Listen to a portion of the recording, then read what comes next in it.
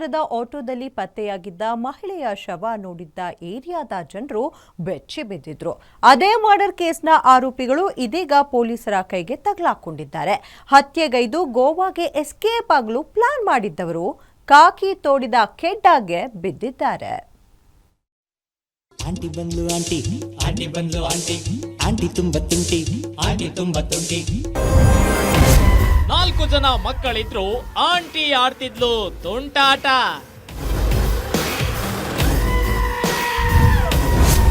ಇಬ್ಬರು ಸಾಲಲ್ಲ ಅಂತ ಮೂರನೆಯವನ ಜೊತೆಗೂ ಆ ಆಟ.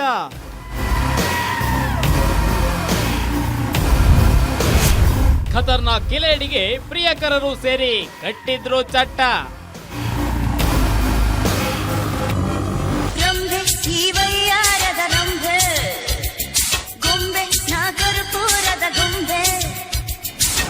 ರಸ್ತೆ ಪಕ್ಕದಲ್ಲಿ ನಿಂತಿರೋ ಇದೇ ಆಟೋದಲ್ಲೇ ಮಹಿಳೆಯೊಬ್ಬಳ ಮೃತದೇಹ ಕಂಡು ತಿಲಕನಗರ ಜನ ಬೆಚ್ಚಿ ಬಿದ್ದಿದ್ರು.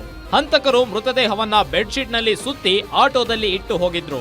ಆಟೋದಲ್ಲಿದ್ದದ್ದು ಸಲ್ಮಾ ಎನ್ನುವ ಮಹಿಳೆಯ ಮೃತದೇಹ. ಈ ಕೊಲೆ ಕೇಸ್ ಬೆನ್ನತ್ತಿದ ಪೊಲೀಸರು ತಲೆಮರೆಸಿಕೊಂಡಿದ್ದ ಇಬ್ಬರು ಆರೋಪಿಗಳನ್ನ ಹುಡುಕಿ ಜೈಲಿಗಟ್ಟಿದ್ದಾರೆ. ವಿಚಾರಣೆ ಆಳಕ್ಕೆ ಇಳಿದ ಕಾಕಿಗೆ ಅಕ್ರಮ ಸಂಬಂಧದ ಕಹಾನಿ ಗೊತ್ತಾಗಿತ್ತು.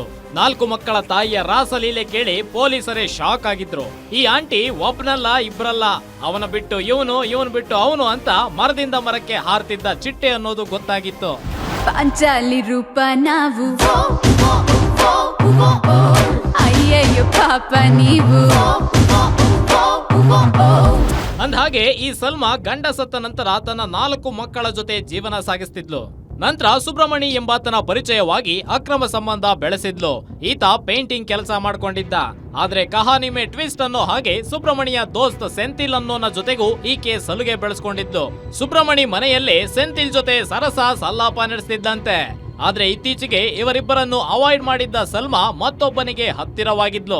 ಇದು ಸುಬ್ರಮಣಿಗೆ ವಿಪರೀತ ಕೋಪ ತರಿಸಿತ್ತು. ಇದೇ ಕೋಪದಿಂದ ಆಕೆಯನ್ನ ಸೆಂಥಿಲ್ ಮತ್ತೆ ಸುಬ್ರಮಣ್ಯ ಮನೆಗೆ ಕರೆಸ್ಕೊಂಡಿದ್ರು.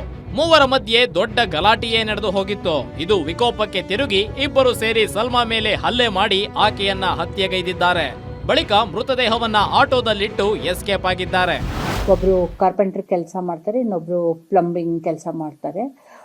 ಲೇಡಿ ಜೊತೆಯಲ್ಲಿ ಮೊದಲಿಂದ ಅವ್ರಿಗೆ ಪರಿಚಯ ಇದ್ದ ಕಾರಣ ರಾತ್ರಿ ಅಂದರೆ ಮೊನ್ನೆ ರಾತ್ರಿ ಊಟ ಎಲ್ಲ ಮಾಡಿ